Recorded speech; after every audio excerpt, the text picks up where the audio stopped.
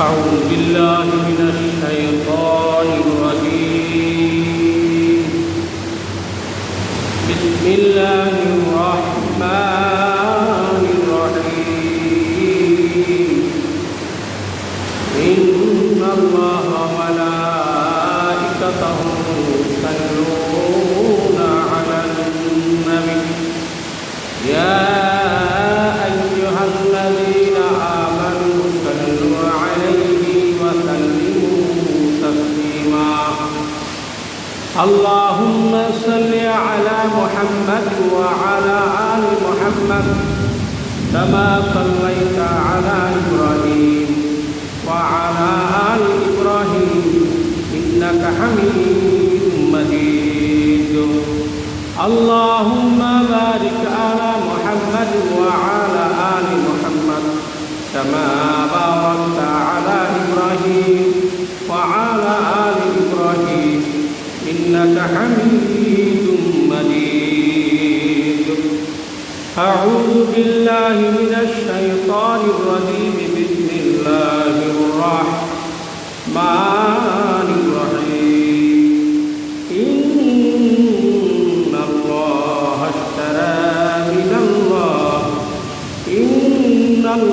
اشترى من المؤمنين أنفسهم وأموالهم بأن لهم الجنة يقاتلون في سبيل الله فيقتلون ويقتلون صدق الله مولانا العظيم মহান আল্লাহ তাআলার দরবারে লাখ কোটি শুকরিয়া আদায় করছি। মহান রব্বুল আলামিন আমাদেরকে সালাতুল জুমার মধ্যে মসজিদে এই দুর্যোগময় আবহাওয়া উপেক্ষা করে আল্লাহ তাআলা আমাদেরকে তার ঘরে আসার তৌফিক ইনায়েত করেছেন। এই জন্য আমরা রব্বুল কারীমের দরবারে শুকর গুজার করি আলহামদুলিল্লাহ। আল্লাহ তাআলা মেহেরবানি যে আল্লাহ রাব্বুল আলামিন আমাদেরকে আল্লাহ তাআলার ঘরে আসার তৌফিক ইনায়েত করেছেন, আমরা শুকরিয়া আদায় করি আলহামদুলিল্লাহ। আজকে অত্যন্ত গুরুত্বপূর্ণ দিন। আমাদের সামনে উপস্থিত রয়েছেন আমাদের মসজিদের সম্মানিত মুসল্লি কেরাম, আমাদের সম্মানিত ইমাম সাহেব, আমাদের মসজিদের স্বনামধন্য কেশিয়ার সাহেব, আরও অত্র অঞ্চলের মুসল্লি কেরাম। আমার মাইকের আওয়াজ অস্তুর যাচ্ছে মা বোনেরা, আল্লাহ তাআলার দরবারে শুকর গুজার করি যে মহান রব্বুল আলামিন আমাদেরকে সুস্থ রেখেছেন, সুন্দর রেখেছেন। সকলে বলি আলহামদুলিল্লাহ। আজকে আমি আপনাদের সামনে সূরা আত-তাওবা 111 নম্বর আয়াতের কিছু অংশ তেলাওয়াত করেছি। এই আয়াতের প্রেক্ষাপটে আজকে তোমার আলোচনা করবো ইনশাআল্লাহ। এখানে আল্লাহ তাআলা দুইটা বিষয়ের কথা বলেছেন। আল্লাহ তাআলা কি বলেছেন? ইন্না নিশ্চয়ই, ইন্নাল্লাহ নিশ্চয়ই আল্লাহ, ইন্নাল্লাহ হাসতারা, যদি এমনি পড়া যায় তাহলে এশতারা। ইন্নাল্লাহ হাসতারা, নিশ্চয়ই আল্লাহ তাআলা ক্রয় করে নিয়েছেন মিনাল মুমিনিনা, মুমিনদের কাছ থেকে, আনফুসাহুম, এক নম্বর হলো মুমিনদের জান, ও আমওয়ালাহুম, এবং তাদের মাল। এক নম্বর হলো কি? জান, জীবন। আর একটা হলো আমওয়ালাহুম, তাদের মালকে ক্রয় করে নিয়েছেন বিআন্না লাহুমুল জান্নাহ, জান্নাতের বিনিময়ে।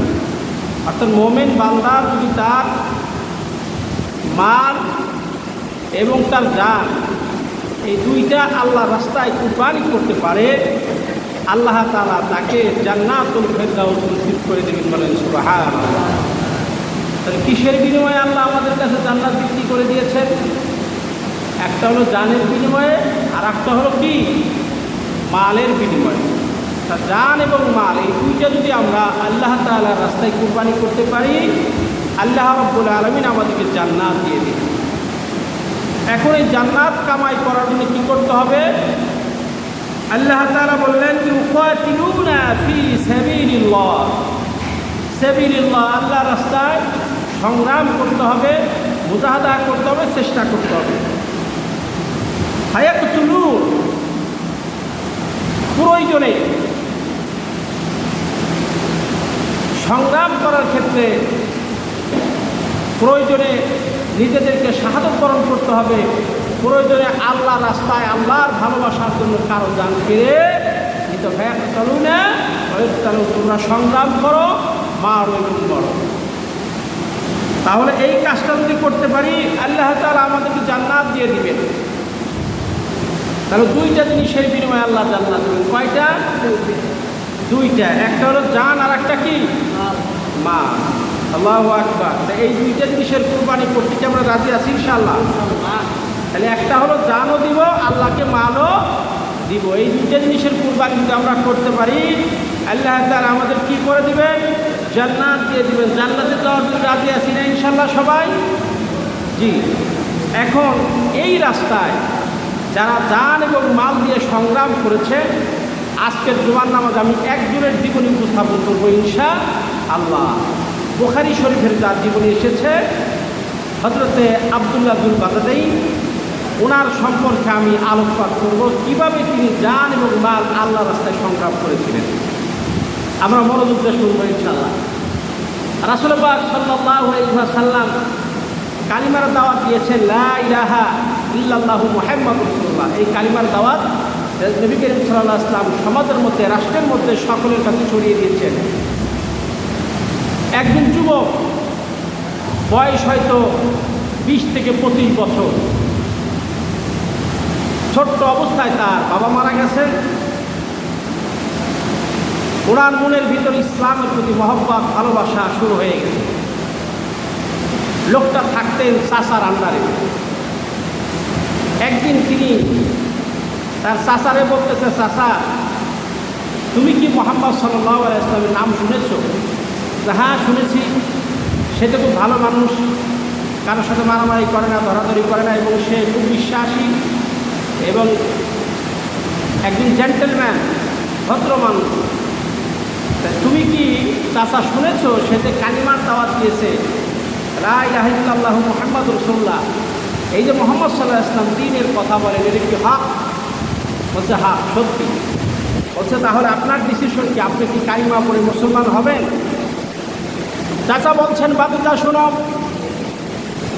তুমি যেহেতু আমাকে জিজ্ঞেস করলে আমি কালিমা পড়বো কিনা, পরিষ্কার করে তোমাকে জানিয়ে নেই, আমি কশিনকালে আল্লাহর এই কালিমা পড়বো না, আর মুহাম্মদ সাল্লাল্লাহু আলাইহি ওয়াসাল্লামের ধর্মেও আমি দীক্ষিত হব না। বাতিজা বললেন, চাচা যেহেতু আপনার সুস্পষ্ট, আপনি মুহাম্মদ সাল্লাল্লাহু আলাইহি ওয়াসাল্লামকে ভালো জানেন, ভালো মানুষ মনে করেন, এবং তার কালিমার বিষয় যেহেতু আপনি গ্রহণ করবেন না, আমাকে সাক্ষী রাইকে বললেন, আমি আপনাকে সাক্ষী রাইকে ঘোষণা দিলাম, আশহাদু আল্লা ইলাহা ইল্লাল্লাহু ওয়াহদাহু লা শারীকা লাহু ওয়া আশহাদু আন্না মুহাম্মাদান আবদুহু ওয়া রাসূলুহু। কালিমা পড়ে মুসলমান হয়ে গেলেন। চাচা বলছেন, কি করলা ভাতিজা? কালিমা পড়ে মুসলমান হয়ে গেলেন, তুমি মুহাম্মদ সাল্লাল্লাহু আলাইহি ওয়াসাল্লামের ধর্মে দীক্ষিত হলে? হ্যাঁ হইলাম। চাচা আপনার সাক্ষী রেখে আমি আল্লাহর প্রতিমান আনলাম। চাচা বলছে, এবার ভাতিজা শোনো, তোমার বাবা মারা গেছে ছোট অবস্থায়, তোমার অনেক সম্পদ আমার কাছে আছে, তুমি যে কালিমা পড়ে মুসলমান হতে চাও, তাহলে তোমার যত সম্পদ আমার কাছে আছে আমি একটা কানা করি তোমারে দিব না। যতগুলো উট আছে, যতগুলো দুম্বা আছে, যতটুকু যাই কিছু আছে, আমি কিছুই তোমাকে দেব না। যুবক বললেন, চাচা ইসলামের জন্য আমি সব স্যাক্রিফাইস করলাম। বলেন সুবহানাল্লাহ। আমি সব ছেড়ে দিলাম। বলছে, বাতিজা কই যাও? এই যে মাঠে যত জায়গা আছে তোমার বাবার অংশ হিসেবে তুমি পাবে, এই কালিমা পড়ার কারণে এক কানা করি আমি তোমাকে দিব না। যুবক বলছে, চাচা তাও আমি ছেড়ে দিলাম, এইবার বলছে, বাতিজা কই যাও? তোমার গায়ে যে পরনের পোশাক, লুঙ্গি গামছা, গায়ের পোশাকগুলি, ওইগুলি আমার কিনে দেয়া। কালিমা পড়ার কারণে তুমি যদি ধর্মই ত্যাগ করো, তাহলে ওইগুলো তুমি নিতে পারবা না। যুবক ছেলে সে কি করেছেন? তার গায়ের জামা, লুঙ্গি সব খুলে দিয়েছে। নেন, এই যে চাচা, আপনি জামার পরনে জুড়ে দিয়েছিলেন, সব আমি আপনার জুড়ে দিয়ে দিলাম, কিন্তু আমি কালিমা ছাড়তে পারবো না। সুবহানাল্লাহ বলবেন না? আল্লাহ দুইটা জিনিস নিয়েছেন। একটা হলো কি? সূরা তাওবা 111 নম্বর আয়াতে অংশ আমি তেলাওয়াত করেছি, ইন্নাল্লাহা আশতারা মিনাল মুমিনিনা আনফুসাহুম ওয়া আমওয়ালাহুম। বান্দারে জান্নাত তোমারে দিব, কিন্তু দুইটা কর্মসূচি তোমার হাতে নিতে হবে। একটা কর্মসূচি হলো তোমার জানটা দেওয়ার কর্মসূচি, আর একটা হলো তোমার মাল দেওয়ার কর্মসূচি। এই দুইটা যদি তুমি বাস্তবায়ন করতে পারো, আমি আল্লাহ পাক তোমার জান্নাত দিয়ে দিব। সুবহানাল্লাহ। জান্নাত দিবে কে? আল্লাহ পাক জান্নাত দিয়ে দিবে। জান্নাত দিতে রাজি আছি না ইনশাআল্লাহ? তাহলে শোনেন ঘটনা। যুবক ছেলে, গায়ে পোশাক নাই, পরনের পোশাক নাই, ওই অবস্থায় তার মা জীবিত ছিল। মায়ের সামনে উপস্থিত হয়েছেন। মা ছেলের অবস্থা দেখে দুই হাত দিয়ে চোখকে চেপে ধরেছেন। মা বলছে, বাবার তোমার এই অবস্থা কেন?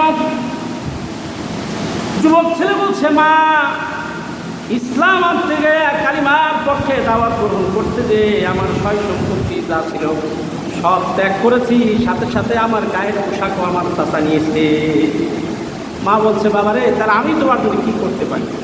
বলছে, মা, তোমার কিছুই করতে হবে না, তুমি পারলে আমার একটু উপকার করো। ঘরে যদি কোনো পুরান পোশাক থাকে, কম্বল ছিঁড়া থাকে, তা আমাকে দাও, আমি পড়তে চাই। মা ঘরের ভিতর থেকে 2 টুকরা কম্বল ছিঁড়া এনে দিলেন। যুবক ছেলে 1 টুকরা গায়ে দিলেন, আর 1 টুকরা পরলেন।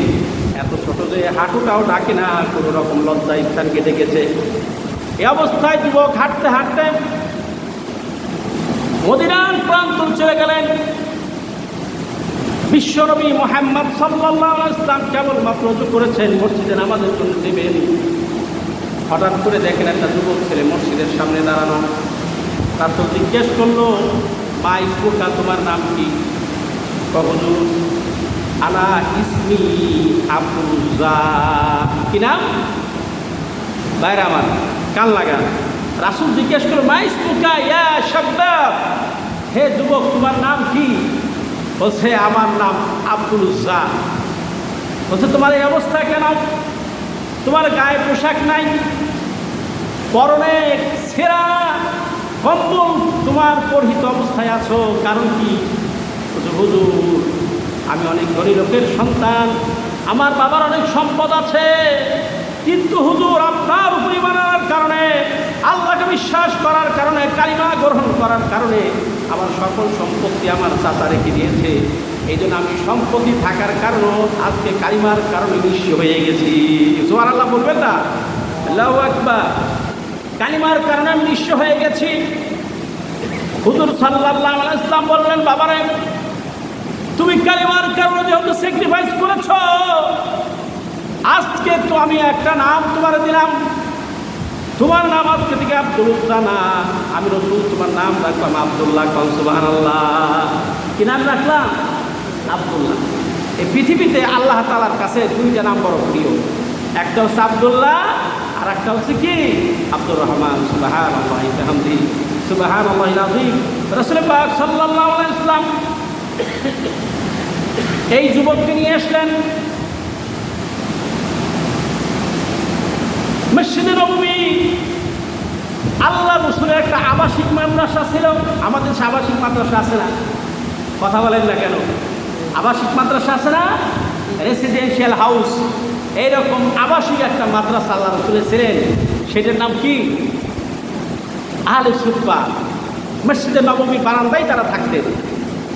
রাসূল পাক সাল্লাল্লাহু আলাইহি ওয়াসাল্লাম সাহাবাদেরকে বললেন, ও সাহাবারা, শুনে রাখো, এই যে তোমাদের একজন নতুন ভাই জায়গা, জমি, বাড়ি, গাড়ি সব ছেড়ে এসেছে শুধুমাত্র কালিমার দাওয়াতের কারণে। লা ইলাহা ইল্লাল্লাহু মুহাম্মাদুর রাসূলুল্লাহ, কালিমা পড়ে মুসলমান হয়ে গেছে। এই যুবককে তোমাদের মাঝে থাকতে দাও, তোমরা যা পাবে তাই খেতে দিবে, যা তোমাদের রিজিকে জুটে সেইটাই এই ভাইকে তোমরা ভাগ দিয়ে দিবে। বলেন সুবহানাল্লাহ।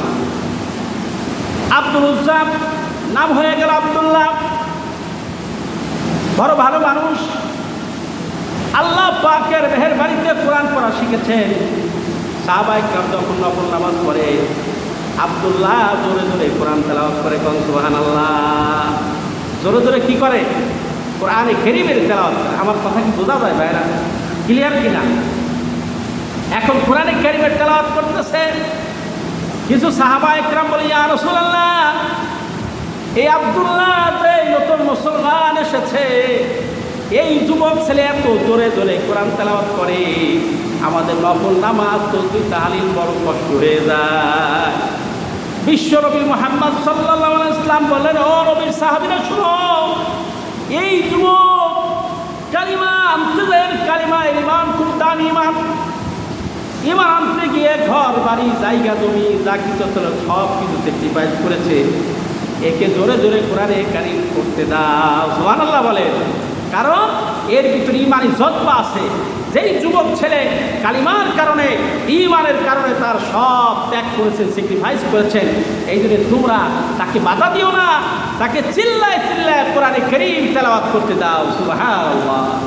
বিশ্বনবী মুহাম্মদ সাল্লাল্লাহু আলাইহি ওয়াসাল্লাম তাকে কোরআনে কারীমের তেলাওয়াতের ব্যবস্থা করে দিলেন। কিছুদিন পরে যুদ্ধের দামাদামি উঠল।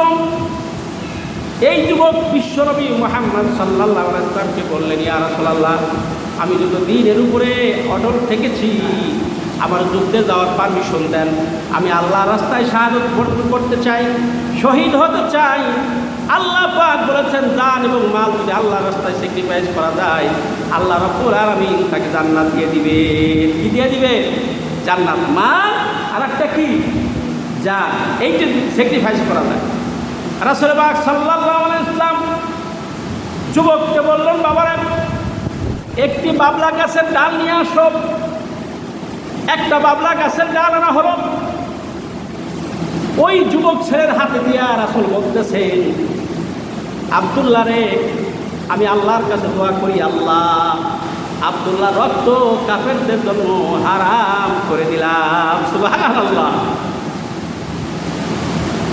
আব্দুল্লাহ বলছি, ইয়া রাসূলুল্লাহ, আমার বড় মনের ভিতরে আশা, আমি জান্নাতে যেতে চাই, আমি আল্লাহর রাস্তায় শাহাদাত বরণ করতে চাই, আর আপনি আমার জন্য দোয়া করলেন, কাফেরদের জন্য আমার রক্ত হারাম করে দিলেন, আমার তো জীবনও কাফেররা মারতে পারবে না। বিশ্বনবী বললেন, আব্দুল্লাহ রে, ভালো করে খেয়াল রাখো, তুমি যদি জিহাদে যাও বা না যাও, তুমি যে এই অবস্থায় ইন্তেকাল করো, যেহেতু তোমার ভিতরে একটা তামান্না আছে, আমি রাসূল দোয়া করতেছি, আল্লাহ তোমার শাহাদাতের মওত দিয়ে দিবে। সুবহানাল্লাহ। শাহাদাতের মওত আমি রাসূল দোয়া করলাম, আল্লাহ পাক তোমাকে দিয়ে দিবে। শাহাদাতের তামান্না যেহেতু তোমার মধ্যে আছে, তুমি দ্বীন কায়েমের জন্য, আল্লাহর জন্য, রাসূলকে, রাসূলের প্রেমে ভালোবাসা হইয়া তুমি জীবন দিতে চাও, আমি দোয়া করতেছি, আল্লাহ তাআলা তোমাকে জান্নাত দিয়ে দিবে। রাসূল পাক সাল্লাল্লাহু আলাইহি ওয়াসাল্লাম যুদ্ধের দামামে বেজে উঠেছে।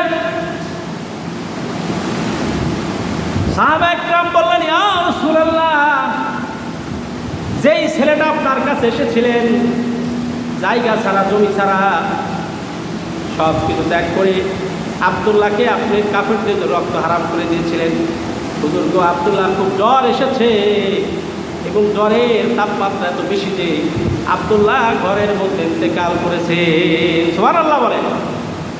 ইন্তেকালের সংবাদ শোনার পরে বিশ্বনবী বললেন, ও সাহাবারা শোনো, তোমার ভাই আব্দুল্লাহর ঈমান বড় দামি ঈমান, তারে তোমরা দাফন কাফনের ব্যবস্থা করো। হযরত আব্দুল্লাহকে দাফন কাফনের ব্যবস্থা করা হলো। লাশটা কাঁধে নিয়েছেন ওমর, আবু বকর, উসমান। সুবহানাল্লাহ বলবেন না? সুবহানাল্লাহ। রাসূল পাক সাল্লাল্লাহু আলাইহি ওয়াসাল্লাম বলেন, আবু বকর, ওমর, উসমান, শুনো, তোমার ভাইয়ের লাশটা খুব আরাম করে, খবরদার যেন কষ্ট না হয়, আরাম করে কবরের কাছে নিয়ে আসো। রাতের বেলায় কবর খোঁচা হলো। কবরের ভিতরে যখন লাশটা নামাবে বিশ্বনবী মুহাম্মদ সাল্লাল্লাহু আলাইহি ওয়াসাল্লাম কবরের ভিতরে নেমে গেলেন। নেমে দুই হাত উঁচা করে আল্লাহকে বললেন, আল্লাহ, আমি নবী মুহাম্মদ সাল্লাল্লাহু আলাইহি ওয়াসাল্লাম তোমার কাছে দোয়া করতেছি, আল্লাহ, এই যে আব্দুল্লাহ নাম ছিল আব্দুল উজ্জা, এই জায়গা তুমি টাকা পয়সা সব কিছু ত্যাগ করেছে তোমার দিনের কারণে। আল্লাহ গো, আমি রসুল, আমি মুহাম্মদ সাল্লাল্লাহু আলাইহি ওয়াসাল্লাম সাক্ষী দিতেছি, আমি এই আব্দুল্লাহর উপরে মৃত্যুর আগেও খুশি ছিলাম। সুবহানাল্লাহ বলে, সুবহানাল্লাহ। ও আরশে আজিমের মালিক, আমি আব্দুল্লাহর উপরে খুশি ছিলাম, রাজি ছিলাম। আল্লাহ মেহেরবানি করে তুমি এই বান্দার উপরে রাজি খুশি হয়ে যাও, যে জান্নাতের আশায় কালিমা পড়েছে। আল্লাহ গো, মেহেরবানি করে তুমি তাকে জান্নাতের মেহমান বানায়া দিও। সুবহানাল্লাহ। রাসূল দোয়া করলেন, কার জন্য দোয়া করলেন? আব্দুল্লাহ জন্য দোয়া করলেন। আব্দুল্লাহকে শোয়াই দিলেন কবরের ভিতরে। রাসূল করিম সাল্লাল্লাহু আলাইহি ওয়াসাল্লাম একজন সাহাবী, নাম হলো আবু যর গেফারি।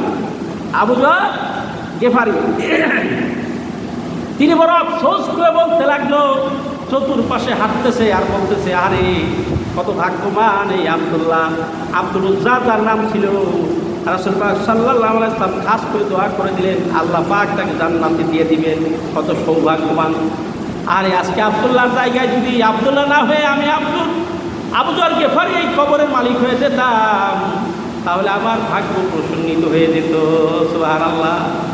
আমার ভাইরা, এই জন্যে স্যাক্রিফাইস ছাড়া আল্লাহর জান্নাত পাওয়া সম্ভব না, ঠিক কিনা? আপনার সামান্য কি বৃষ্টি হয়েছে আর মসজিদে আসলেন না, কিন্তু যদি চাকরির ডিউটি হতো তাহলে কি বৃষ্টিকে উপেক্ষা করা যাইতো? কি কথা বলে না? যাদের চাকরি আছে তাদের কথা বলতেছি। চাকরি একটা নির্দিষ্ট টাইম আছে না, আসেনি? এই নির্দিষ্ট টাইমের ভিতরে আপনি অনেক জায়গায় আপনার চাকরির কি আছে, যে হাত দিয়ে ফিঙ্গার দিতে হয়। হাত দিয়ে কী করে এরকম ফিঙ্গার দেয়, সেখানে আপনার নির্দিষ্ট টাইমের মধ্যে সেখানে না পড়তে চাকরি চলে যাবে। কিন্তু আল্লাহর এই জমিনে আল্লাহর কাছে সবচেয়ে বড় প্রিয় জিনিস হচ্ছে আল্লাহকে সেজদা দেয়া। বান্দা যখন আল্লাহকে সেজদা দেয়, আল্লাহ পাক আরশে আজিম খুশি হয়ে যায়। জোরে বলেন সুবহানাল্লাহ। বান্দা যখন আল্লাহকে সেজদা দেয়, আল্লাহ পাক আরশে আজিমের দরজাগুলো খুলে দেন এবং ফেরেশতাদেরকে বলেন, উনজুর ইলাইহি, তাকাই দেখো জমিনের দিকে, আমার বান্দারা আমাকে সেজদা দিতেছে, তোমরা ছবি তুলে রাখো, কিয়ামতের ময়দানে আমি আল্লাহ পাক আমার এই বান্দাকে মাফ করে দিব। আজকে আমরা হয়তো দেখতে পাচ্ছি না, আমাদের চারপাশ দিয়ে ফেরেশতারা দাঁড়িয়ে আছে। কারা দাঁড়িয়ে আছে? ফেরেশতারা। আমার ভাইরা, এই যে আমার আলোচনা যদি আমি এই যে ভিডিও হচ্ছে, এটা যদি ইউটিউব চ্যানেলে ছাড়া যায়, আপনার এটাকে ফেসবুকে ছাড়া যায়, আপনার বিভিন্ন চ্যানেলে এই আলোচনা দেখা যাবে না? ভিডিও করলে অনেক দিন পর দেখা যাবে। তাহলে আল্লাহ পাক এই মানুষ তৈরি করেছেন কে? আল্লাহ। এই মানুষ যদি পারে মানুষের কথাকে ধরে রাখার জন্যে, মানুষ যদি পারে ভিডিও করে তার কথা অনেকদিন পর শোনার জন্যে, যেই আল্লাহ পাক মানুষ তৈরি করেছেন, সে আল্লাহ পারবেন না বান্দার এই কথাগুলোকে রেকর্ডিং করার জন্য? কথা বলে না, পারবে কি না? পারবে। আল্লাহ পাকের এক শ্রেণীর ফেরেশতা আছে, এই গোটা বাংলাদেশ তথা সারা বিশ্বব্যাপী তারা মসজিদের চারপাশে দাঁড়িয়ে আছে। বিশ্বাস হয় না? অনেকে মনে করে, হুজুর কয় কি এত ফেরেশতা আল্লাহ পাইব কই? আল্লাহু আকবার। প্রমাণ দিব। সপ্তম আসমানের উপরে একটি মসজিদ আছে, ওই মসজিদের নাম হলো বাইতুল মামুর। বাইতুল মামুর মসজিদ সাধারণ মুসল্লিদের মসজিদ না, সেখানে নামাজ পড়ে সকল ফেরেশতারা কয় সুবহানাল্লাহ। কারা নামাজ পড়ে? ফেরেশতারা। রাসূল পাক সাল্লাল্লাহু আলাইহি ওয়াসাল্লাম যখন মেরাজ রজনীতে সেখানে গেলেন, দেখলেন বারান্দায় হযরত ইব্রাহিম আলাইহিস সালাম বসা। তো রাসূল জিবরাইলকে জিজ্ঞাসা করলেন, ইয়া আখি জিবরাইল, মান হাযার রাজুল? ও ভাই জিবরাইল, এই যে এই লোকটাকে বারান্দায় বসা? রাসূল পাক সাল্লাল্লাহু আলাইহি ওয়াসাল্লাম বললেন যে, হুজুর, ইনি হচ্ছে মিল্লাত আবিকুম ইব্রাহিম। আল্লাহ তাআলা ইব্রাহিম আলাইহিস সালাতু ওয়াস সালামকে বারান্দায় বসায় রাখতেন। সুবহানাল্লাহ, আল্লাহু আকবার। মসজিদের বারান্দায় বসা। আবার ছোট্ট ছোট্ট বাচ্চারা কারা? বলছে ছোট্ট ছোট্ট বাচ্চারা হলো তারা ছোট্ট অবস্থায় 12 বছর তার আগেই, অর্থাৎ 2 বছর, 5 বছর, 6 বছর, 6 মাস এই অবস্থায় যারা দুনিয়ায় মারা যায়, আল্লাহ তাআলা তাদেরকে ইজ্জত করে হযরত ইব্রাহিম আলাইহিস সালাতু ওয়াস সালামের কাছে রেখে দিয়েছেন। সুবহানাল্লাহ। কারণ কি? কিয়ামতের ময়দানে ওই সমস্ত ছোট্ট ছোট্ট বাচ্চারা আল্লাহর কাছে দোয়া করবে রব্বুল আলামিন আমরা ছোট অবস্থায় মা বাবার সেবা করতে পারি নাই, সাবালক হওয়ার আগেই আমাদের ইন্তেকাল ফরমান হয়ে গেছে।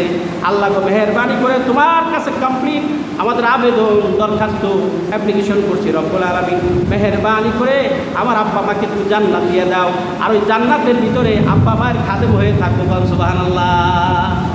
এই জন্য ছোটো বাচ্চা তাদের মারা গেছে, আল্লাহ পাক এই ওসিলায় তাদেরকে জান্নাত দিয়ে দিতে পারেন। পারেন কিনা আল্লাহ পাক? পারেন না? ইব্রাহিম আলাইহিস সালাম বারান্দায় বসা,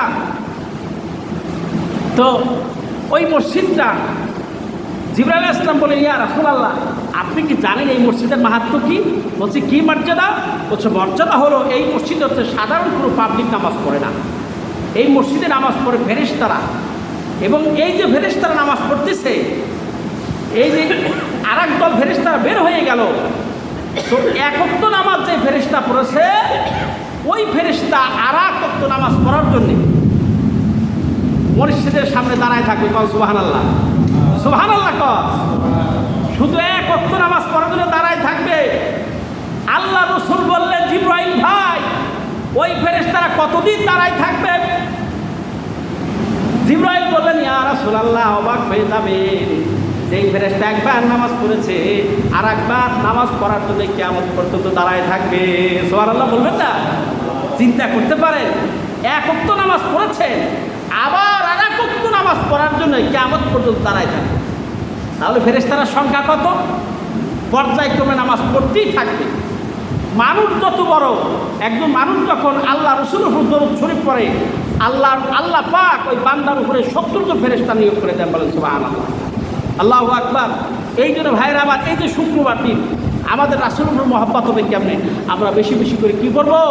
দরুদ শরীফ করবো, বেশি বেশি করে দরুদ শরীফ। যেই পয়েন্টটা বলতেছিলাম, আল্লাহ রাব্বুল আলামিনের ফেরেশতারা মসজিদের চারপাশে দাঁড়িয়ে আছে। যখন নামাজ কমপ্লিট হয়ে যাবে এই নামাজের ভিডিও ধারণ করে নিয়ে যাবে। এমন হতে পারে কিয়ামতের ময়দানে আজকের নামাজ আল্লাহর দরবারে কবুল হয়ে গেছে, হইতে পারে না?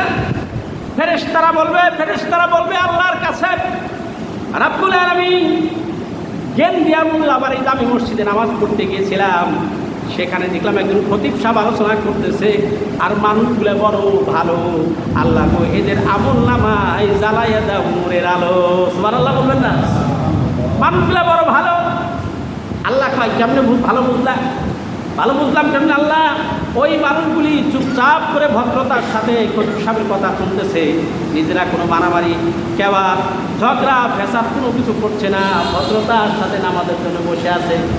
আল্লাহ তাআলা বলবেন, ও ফেরেশতারা তাহলে একটা কাম করো, ওই ছবিগুলি ভিডিও আকারে রেখে দাও, কিয়ামতের ময়দানে ওই গেন্দিয়ামুল্লাহ বাড়িতে আমি মসজিদের পুরো মুসল্লি জাহান্নামবাসী হয়ে যায়, সেদিন আমি আল্লাহ পাকের সামনে ওই ভিডিওগুলি ধারণ করিও। আমি আল্লাহ রাব্বুল আলামিন ওই ভিডিওর ভিতরে যাদের ছবিগুলো দেখা যাবে, আমি আল্লাহ আমার রহমতের কারণে সবার গুনাহ মাফ করে দিব। আর সুবহানাল্লাহ বলবেন না? আল্লাহু আকবার। সবাই একসাথে কত সুবহানাল্লাহ। মাফ করার মালিক কি? পৃথিবীতে যত বড় পীর, যত বড় দরবেশ, যত বড় আলেম হোক না কেন, কোনো মানুষ কি গুনাহ মাফ করার ক্ষমতা রাখে? হ্যাঁ, আমার সাথে ওই ঢাকাতে ট্রেনিং করেছিলেন, আমি রসিকতা করে বললাম, আব্দুল মালিক, শাইখ আব্দুল মালিক মদিনা বিশ্ববিদ্যালয়ে পড়াশোনা করেছেন। আমি বললাম, ভাইজান আপনি এত পড়াশোনা করেছেন, আপনি কিনা সগীরা গুনাহ মাফ করতে পারবেন? আবার হাত খাড়া ধরে ফেলেছে। তো মাওলানা সাহেব কী প্রশ্ন করলেন? আমি কি দেখেন ভাই, আপনি মদিনা ভার্সিটিতে পড়ছেন না, তারপরে এত এলেন, এত জ্ঞান, আপনি কি পারবেন একটা বান্দার সগীরা গুনাহ মাফ করার জন্য? পারবে কেউ ভাই? কথা বলেন, পারবে কেউ? এই পৃথিবীতে যাদেরকে যত বড় জ্ঞানী মনে করেন, যত বড় আলেম মনে করেন, আপনার এই যে মক্কা মুআজ্জামায় যিনি নামাজ পড়ায় ইমাম সাহেব আব্দুর রহমান সুদাইস, উনি যে নামাজ পড়ায় এত সুন্দর কোরআন কারীমের তেলাওয়াত, ওনার কাছে যদি জিজ্ঞাসা করে আপনি তো মক্কা শরীফের ইমাম, কত ক্ষমতা আপনার, কত এলেম আপনার, কত জ্ঞান আপনার, কত আমল আমার, আপনি আমার এত ছোট্ট সগীরা করে মাফ করে দেন, পারবে? পৃথিবীর কেউ পারবে না। আল্লাহ কোন নবীরও পারমিশন দেয় না গুনাহ মাফ করার জন্য। গুনাহ মাফ করতে পারবে কে? জোরে বলেন। এখন ভাইরা আমার প্রশ্ন হলো, আমরা যারা এখানে এসেছি, আল্লাহ পাক যদি আমাদের সবারই গুনাহ মাফ করে দেন, পৃথিবীর এমন কার দুঃসাহস আছে যে বলতে পারবে আল্লাহ আল্লাহ ওই গিন্দিয়া মোল্লা বাড়ি দামি মসজিদের ইমাম সাহেব আর ওই মুয়াজ্জিন সাহেব ওই খতিব সাহেব আর ওই মুসল্লিকে গুনাহ মাফ করেন না, আর সবাই মাফ করেন? কথা বলে না। পারবে এই কথা বলার জন্যে? আল্লাহকে কেউ প্রশ্ন করতে পারবে? আল্লাহকে জিজ্ঞেস করার ক্ষমতা রাখে? আল্লাহ বলবেন কোন ফায়াকুন। কোনো জিনিস আল্লাহর মিস্ত্রি বানাইতে হয় না, আল্লাহ খালি কয় হও আর সাথে সাথে হয়ে যায়। সুবহানাল্লাহ। গুনাহ মাফ করার ক্ষমতা রাখে কে? জোরে বলেন কে রাখে? আল্লাহ আমাদের গুনাহ মাফ করে দিবে। আল্লাহ যদি মাফ করে পৃথিবীর কেউ আল্লাহকে বলতে পারবে না যে আল্লাহ ওদের গুনাহ মাফ করেন না। ভাইয়েরা আমার, এই যে আমরা আল্লাহকে নামাজ পড়ি, সেজদা দেই, আল্লাহ রহমত ছাড়া আমরা কিয়ামতের ময়দানে আল্লাহর কাছে মাফ পাইতে পারবো না। আল্লাহ তো একটা প্রশ্ন করে, হে আল্লাহর বান্দা, তোমারে আমি চোখ দিয়েছিলাম, চোখ, এই চোখ দিয়ে তুমি কত কিছু দেখেছো, দুনিয়ার যত নাচ ভালো মন্দ সব কিছু তোমার দেখার তৌফিক হয়েছে। আর যারা আমি চোখ দেই নাই সে কি দুনিয়ার কোনো কিছু দেখতে পেরেছে? কথা বলে না, দেখতে পারে? অন্ধ মানুষ দুনিয়া দেখতে পারে? পারে না।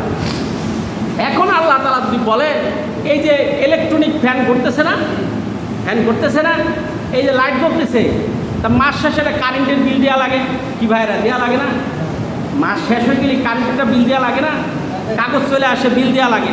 তা আল্লাহ যদি কয় তুমি যে লাইট জ্বালাইছো কারেন্টের বিল দুনিয়া দিয়ে আসছো, আর আমার কারেন্ট দিয়া তুমি দুনিয়ায় 60, 70, 80, 90 বছর এই দুনিয়ার এত নিয়ামত দেখেছো, এই পলক করেছো, প্রতিটি পলকে একটা করে পয়সা, যতগুলো পয়সা 50, 60, 70 বছর হয়, এই পয়সাগুলো আমার দিয়ে এরপরে জান্নাতে যাও।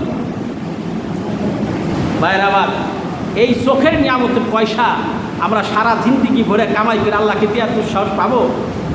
পাবো ভাইয়েরা, পাবো? আল্লাহ তাআলা যদি তার রহমতে তার নেক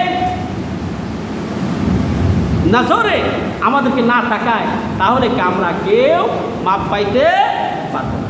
আল্লাহর কাছে আমরা দোয়া করি যে আল্লাহ, আমি ওই ছোট্ট ভাষায় বলি, আমার এই ছোট ইমান দিয়ে বলি যে আল্লাহ কিয়ামতের ময়দানে তুমি আমাদের পরীক্ষা নিও না। তুমি যদি পরীক্ষা নাও আমরা কিন্তু তোমার পরীক্ষায় পাশ করতে পারবো না। পারবো ভাই? কেউ পারবো না। যত বড় আলেম হোক, আল্লাহর সামনে পরীক্ষা দিয়ে পাশ করতে কি আমরা কেউ পারবো না। আল্লাহর কাছে বলি আল্লাহ আমরা দুর্বল ইমানদার, আল্লাহ তুমি আমাদের মাফ করে দিও, আমাদের মাফ করে দিয়ে তোমার রহমতের কারণে আমাদের তুমি জান্নাত দিয়ে দিও। বলে আমিন। রাজি আছেন ইনশাআল্লাহ জান্নাত পাওয়ার জন্যে? আজকে থেকে আমরা এই যে দেখেন বৃষ্টি বাদল উপেক্ষা করে, এমনি কিন্তু মসজিদে অনেক মুসল্লি হয়, সামান্য একটি বৃষ্টি হয়েছে মুসল্লি নাই। কারণ হলো কি জানেন? কারণ আমাদের দেশে যদি এই আইনটা বাস্তবায়ন থাকতো যে জুমার দিনে যদি কোনো মানুষ মসজিদে না যায় 5,000 টাকা জরিমানা, 1 বছরের জেল।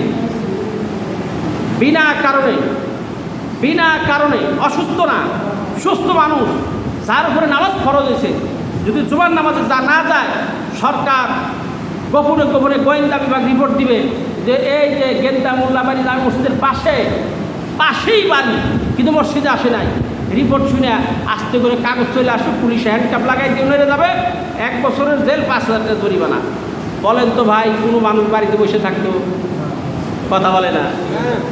অথবা যদি এই পুরস্কার ঘোষণা করা হয়তো যে খতিব সাহেব আমার যদি টিসি বা আমাদের ফরিদপুরের টিওনো বা ইওনো বলতো যে আপনি কোন মসজিদে নামাজ পড়ান, গেন্দিয়া মোল্লাবাড়ি জামে মসজিদ, আপনি যা ঘোষণা দিবেন এই জুমা বৃষ্টির মধ্যে যে পড়বে আসবে 10,000 টাকা করে পার হেড দেওয়া হবে। বলেন মুসল্লি হইতো কি হইতো না? বোঝাই হয়ে যাইতো না? এই 10,000 টাকা আল্লাহ পাক আমাদের দিবেন, তবে এই দুনিয়া না, দিবেন কোন দুনিয়ায়? আখিরাতে আমরা পাবো ইনশাআল্লাহ। আমার ভাইরা, যে প্রতিকূল আবহাওয়া হোক না কেন আমরা নামাজে চলে আসবো।